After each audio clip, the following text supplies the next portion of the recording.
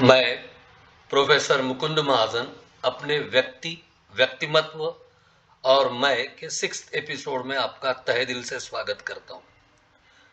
मैं जो व्यक्ति को आपके सामने आज प्रस्तुत तथा चित्रित करना चाहता हूं वह असामान्य व्यक्ति थे। सारा भारत ही नहीं तो सारा विश्व उन्हें अप्रिशिएट करता था। हम सब उनके अच्छाइयों से सुपरिचित हैं।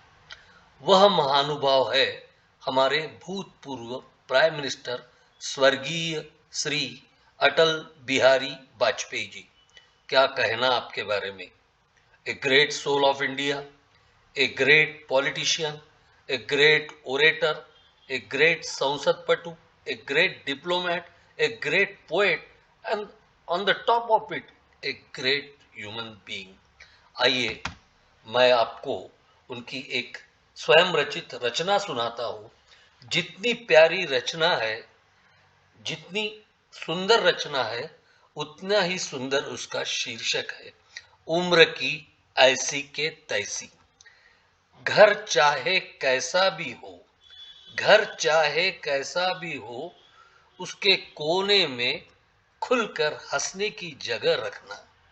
घर चाहे कैसा भी हो, उसके एक कोने में खुलकर हंसने की जगह रखना। सूरज कितना भी दूर हो, उसको घर आने का रास्ता देना। सूरज कितना भी दूर हो, उसको घर आने का रास्ता देना। कभी कभी छत पर चढ़कर, कभी कभी छत पर चढ़कर तारे जरूर गिनना। हो सके तो हाथ बढ़ाकर चांद को छूने की कोशिश करना। हो सके तो हाथ बढ़ाकर चांद को छूने की कोशिश करना। अगर हो लोगों से मिलना जुलना, अगर हो लोगों से मिलना जुलना, तो घर के पास एक पड़ोस जरूर रखना। भीगने देना बारिश में, उछल कूद भी करने देना। हो सके तो बच्चों को एक कागज की किश्ती चलाने देना। हो सके तो बच्चों को एक कागज की किश्ती चलाने देना। घर चाहे कैसा भी हो, घर चाहे कैसा भी हो, उसमें एक कोने में खुलकर हंसने की जगह रखना।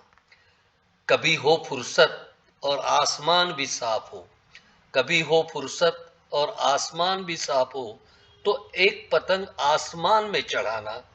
हो सके तो एक छोटा सा पेज भी लड़ाना। हो सके तो एक छोटा सा पेज भी लगाना। घर के सामने रखना एक पेड़, उस पर बैठे पक्षियों की बातें अवश्य सुनना। उस पर बैठे पक्षियों की बातें अवश्य सुनना। चाहे जिधर से गुजरिए, चाहे जिधर से गुजरिए, मीठी सी हलचल मचा दीजिए। चाहे जिधर से गुजरिए, मीठी सी हलचल मचा दीजिए।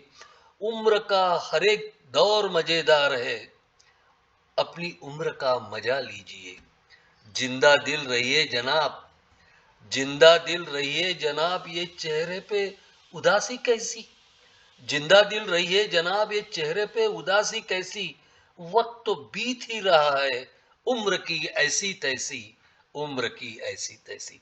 बहुत ही सुंदर और गहराई में ले जाने वाली एक अपने आप में विशेष कविता है।